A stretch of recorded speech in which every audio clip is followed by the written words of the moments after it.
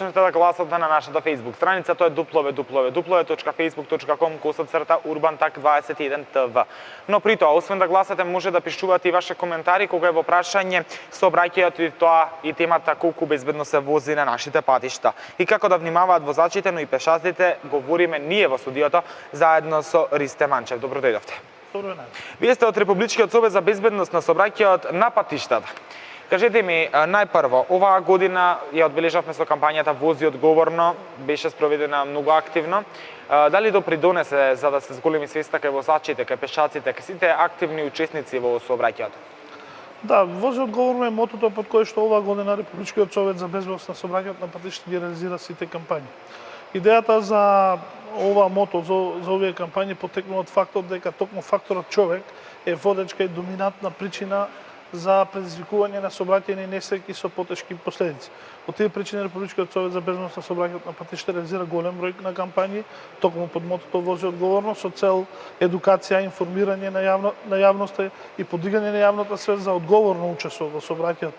Затоа што токму преку вакви кампањи и преку едукација на граѓаните и на учесниците во сообраќајот, веруваме дека тоа е единствениот начин на долг рок да се промени сообраќајната култура, со тоа е безбедноста во сообраќајот. Така. Може би прашањето не е на место, но ќе прашам од каде дојде идејата. Дали после толку прегазени луѓе, после толку несреќи, требаше да се реализира ова, а не претходно? Па вака, најпрвен би истакнал дека секој загубен човечки живот во сообраќајна незгода е ненадоместлива штета. Најпрвен за самото семејство, меѓутоа исто така и за целото општество. Така. Бројките, статистиката покажува дека делумно јас би се сложам со вашата констатација, меѓутоа не целосно. Зошто? Бројките покажуваат дека во просек во Република Македонија околу 160 до 170 лица годишно го губат животот во сообраќајни незгоди. Так. Најлоша во тој поглед беше 2013 година, кога 198 лица го загубија животот во сообраќајни незгоди. И како резултат на тоа беше вклучен алармот кај сите надлежни, така што 2014 година обележаа голем број на кампањи и засилени мерки од страна на сите надлежни институции. И се тоа резултираше со намалување на бројот на жртви на 130. Оваа година заклучно со овој период имаме околу 140 жртви во сообраќајни незгоди. Погледнато од тој аспект, значи дека оваа година имаме намалување на бројот на загинати во сообраќајни незгоди во однос на 5 годишниот просек, меѓутоа зголемување во однос на минатата година. Пак ќе напоменам, значи секое загубено лице е ненадоместлива штета, секој загубен човечки живот, меѓутоа сепак сообраќајните несреќи се повеќе секој ден пак се дел од нашето секојдневно живење и тоа е она кое што загрижува и кое што укажува на потребата од постојано действување и постојна едукација. Кажавте дека главен фактор кога се во прашање тие сообраќајни несреќи и загубени животи е човекот. Кои правила најчесто се прекршуваат според вас? Што велат вашите статистики околу тоа прашање? Сообраќајните несреќи најчесто се јавуваат како комбинација од повеќе причини. Значи, најчесто станува збор за најчесто, особено кога се опрашаат младите возачи, причина за сообраќајните незгоди е брзото возење и алкохолот. Меѓутоа, значи, тоа се најчесто комбинација од повеќе фактори, како што спомнав, брзо возење, алкохол, непочитување на правилата за првенство на минување, непрописно пристигнување, недржање на страна и правец на движење и така натаму. Значи, комбинација се повеќе. Така. Дали честото е потребен можеби понатаму со текот на кампањата да направите испитување колку возачите воопшто ги знаат сообраќајните правила? Па во таа смисла сакам да истакнам една работа. Анализите кои што ги прави Републичкиот совет за безбедност на сообраќајот на патиштата покажуваат дека возачите доволно ги познаваат сообраќајните правила и прописи, меѓутоа сепак и беа направени одредени интервенции во Законот за безбедност на сообраќајот на патиштата, каде што всушност се засилува едукативната функција на автошколите. Во таа смисла се унапредуваат и стандардите на работа на автошколите и испитните центри. Значи вие го гледате главниот проблем кај автошколите, затоа што тие ги доцираат. Од една страна сметаме дека процесот на едукација од една страна сметаме дека е добар, меѓутоа има простор за подобрување, меѓутоа она на што посебно треба да се посвети внимание и од страна на автошколите и од страна на сите субјекти во општеството, затоа што безбедноста во сообраќајот е заеднички поделена одговорност, е моралната димензија, културата и етиката на однесување во сообраќајот, воспитната компонента. Тоа е она на кое што е потребно да се посвети повеќе внимание.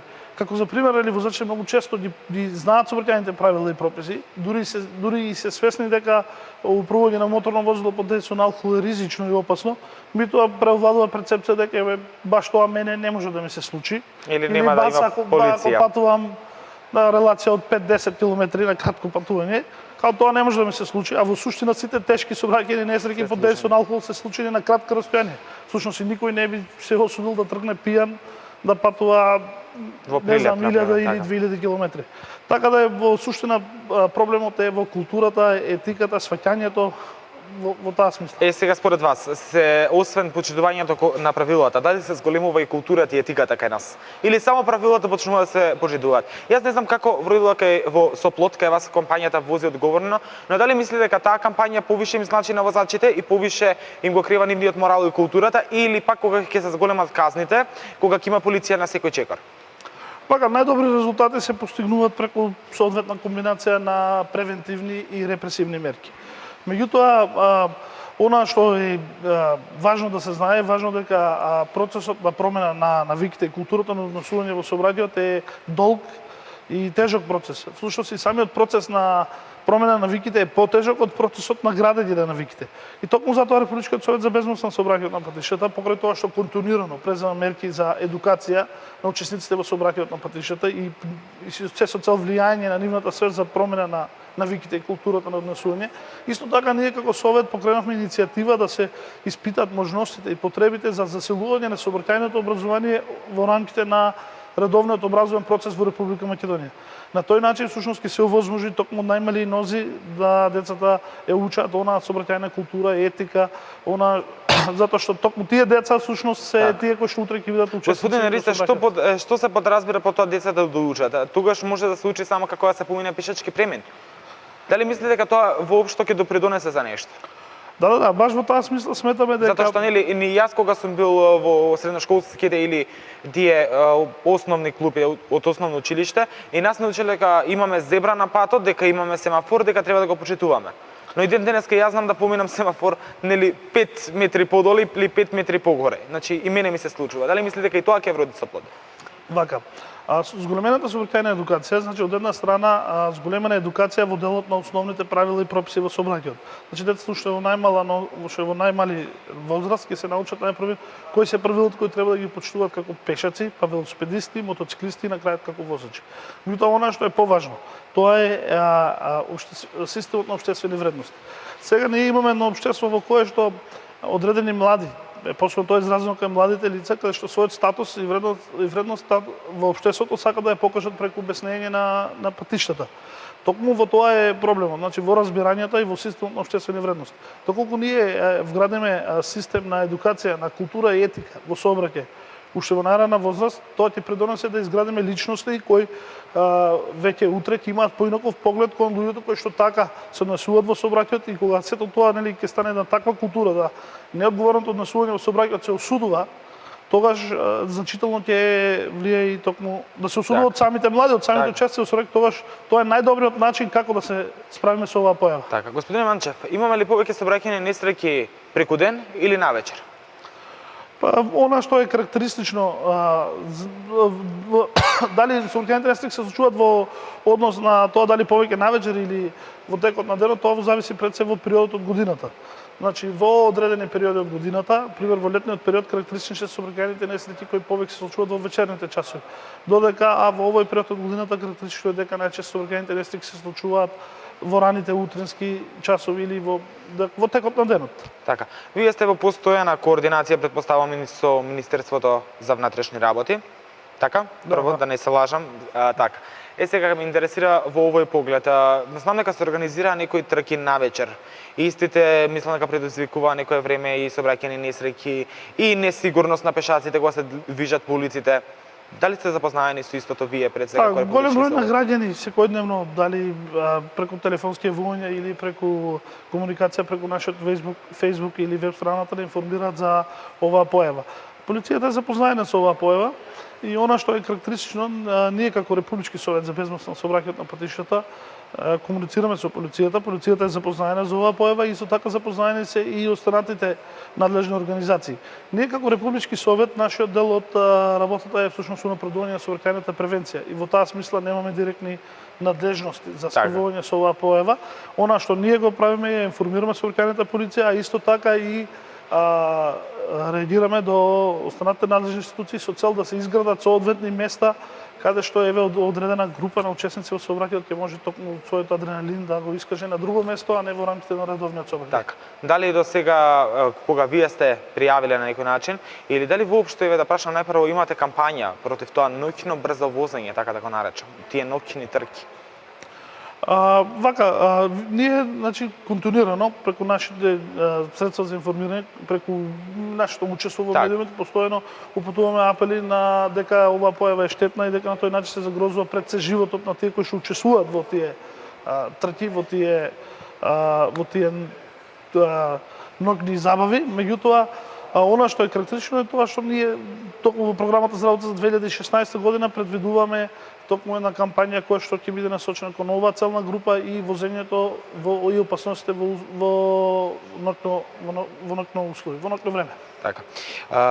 Пешаци. Многу важен сегмент и да речем и клучен кога се опрашање тие нели кое е прашање сообраќајот пред се. Ме интересира колку често се гледа грешката и кај пешаците. Имавме многу немили настани каде што оваа година загина мислам неколку животи изгасна. Сега некаде се утврди дека фактички грешката била кај пешакот, а пак некаде се утврди кај возачот. Да. Пак ќе напомнам, значи како совет ги следиме сите состојби во областта на безбедноста на сообраќајот. Карактеристично е дека пешаците и покрај тоа што претставуваат една високо ризична и ранлива група учесници во сообраќајот, исто така претставуваат една од недисциплинираните групи на учесници во сообраќајот. Доминантна категорија, значи најмногу загинати и повредени оваа година од сите групи на учесници во сообраќајот се токму пешаците. Она што е интересно е тоа што околу 60% од вкупниот број на загинати пешаци во сообраќајни незгоди се лица над 65 години. Тоа покажува дека токму оваа категорија на граѓани од една страна значи дека се помалку внимателни во сообраќајот. Така. Меѓутоа исто така тоа кажува дека и нивните психофизички способности, нивните моторни способности се ограничени и во таа смисла повикуваме и апелираме до возачите да имаат разбирање за ваквата состојба на овие лица и да бидат потолерантни и да возат внимателно. Така. Во суштина најчесто проблемот е брзото возење. Така. Се повеќе личности се приклучуваат на кампањата да ги заштитиме децата во сообраќајот. Дали мислите дека кај нас клучниот момент е да вклучиме познати личности за да имаме успешна кампања? Дали тие мислите дека повеќе се слушаат кога Татјана, како пример ќе ја земам, ќе искочи со плакат возете одговорно или ламбе или некој трет, или мислите дека треба на некој друг начин да го подобриме тоа? Затоа што ова е навистина голем проблем на еден начин не се решава преку ноќ и ниту вие можете нешто да направите. Ние како совет се обидуваме да действуваме на сите можни начини. Значи, како што напомнав, ние во рамките на системот се обидуваме да го засилиме сообраќајното образование во рамките на редовниот образовен процес. Меѓутоа исто така реализираме и голем број на предавања, трибини со кои што директно ги едуцираме децата. Ја запознаваме јавноста, ги едуцираме и возачите за тоа како треба да се однесуваат во сообраќајот. Сметаме дека вклучувањето на афирмирани личности од јавниот живот во Република Македонија дава дополнителен придонес во нашите напори за подигање на јавната свест за внимателно учество во сообраќајот на едно повисоко ниво. Значи едноставно се користат сите можности се со цел да се издигне сообраќајната култура на едно повисоко ниво и еве во оваа прилика би сакал да им се заблагодарам на сите оние кои што дадоа своја поддршка во оваа општествено корисна цел. Така, кажете ми колку беше тешко да ги организирате за да дадат поддршка за ваква работа? Да, навистина морам да кажам дека сум пријатно изненаден затоа што најголемиот број од лицата кои што беа поддржувачи на оваа кампања доста беа кооперативни, соработува и би истакнал дека изразија желба да се вклучат во целава оваа кампања, така што ми беше задоволство да се соработува со вакви личности. Во тек и зимската кампања, што тука препорачувате? Знаете дека доаѓа нова година, кога, да кажам, малтене сите се под алкохолизирана состојба.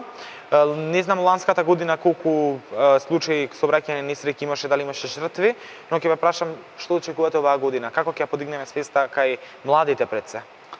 Во токму за тоа, значи затоа што нели овој период од годината е карактеристичен по од една страна карактеристични се зимските услови на патиштата, во друга страна карактеристичен е сообраќај метеж, исто така карактеристични се и голем број на веселби, забави, празници, слави и така натаму, каде што покрај богатата трпеза има и големо количество на алкохол. Така. Токму за тоа Републичкиот совет за безбедност на сообраќајот на патиштата спроведува текмно две кампањи. Едната кампања е вози одговорно за време на празниците и во оваа кампања целна група се токму младите со цел да укажеме на штетното дејство на алкохолот на способноста на управување на моторно возило, а исто така сакаме да ги едуцираме младите возачи, возачите почетници, затоа што за нив постојат посебни ограничувања. Во оваа смисла би сакал да напоменам дека возач почетник е секој возач на кој што не поминале 2 години од правото за стекнување на управување на моторно возило. И како возач почетник треба да знае дека најпрвено управувањето со возило е одговорност која што му е доверена и од семејството и од општеството. И треба да знае дека возачот почетник толеранција на алкохол 0, потоа не смее да управува моторно возило од 23 часот навечер Многу сте строги. до 5 часот наутро и не смее да управува возило со моќност од 77 киловати погоре. Ова последново не ми е јасно. Зошто е донесена оваа одлука за 77 киловати? Дали мислите дека ако нели нема да биде повеќе од 77, дека нешто ќе се случи, ќе биде подобро, дека младите нема да возат со стотка? Вака. Значи сите овие законски одредби се направени врз основа на анализа на состојбите, врз основа на тоа што реално се случува. Факт е дека и на светско ниво и во Република Македонија токму младите возачи и особено возачите почетници се најризични. Од една страна, значи младите покажуваат поголеми афинитети кон ризикот и опасностите. Меѓутоа исто така кај младите проблем е исто така недостаткот на искуство. Така. И од тие причини со цел да овие одредби се со цел да се заштитат првенствено младите. Така, значи да се заштитат, да не се дозволи еден момент на невнимание, еден момент на непромисленост, да биде кобен и овие прекрасни празници да бидат претворени во нечија семејна трагедија. Значи се прави се со цел да се заштитат младите. Так. Тие се најранливи, токму кон нив и законот предвидува најстроги. Господине Манчев, веќе сме при крајот со времето, само последно прашање, се легализира марихуаната. Марихуаната има психотропично дејство, што значи дали ќе има измени во законот за сообраќај и тука? Повторно, затоа што секако донесувањето за тоа да може да земе некој марихуана за медицински цели, истиот тој може да седне и зад волан. Да, она вака, она нели тоа што јас го следам, значи марихуаната ќе се користи исклучиво за медицински цели и под контрола на. Да, но нели од меѓутоа исто така во тој дел законодавецот мора да го прилагоди законот и правилниците во согласност со новите измени кои што ќе следуваат во тој дел. Она што е особено важно е најпрвен на самиот старт да Министерството за внатрешни работи изгради соработка со дневните центри на зависници и со останатите медицински установи, се со цел најпрвен оние кои што се трајни зависници и трајни уживатели на наркотични средства да бидат елиминирани трајно или привремено во зависност од медицинскиот третман од сообраќајот, а исто така во ОД да се решава и прашањето со легализацијата на марихуаната и нејзиното влијание на безбедноста во сообраќајот. Јас ви благодарам што бевте мој гостин денеска. Се надам дека добро ќе поминат празнициве и дека нема да имаме кобни сообраќајни несреќи или пак сообраќајни несреќи.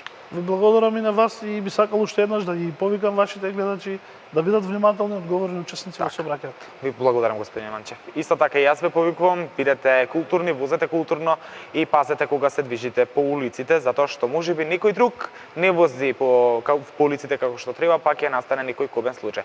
Сега се селиме на друга тема.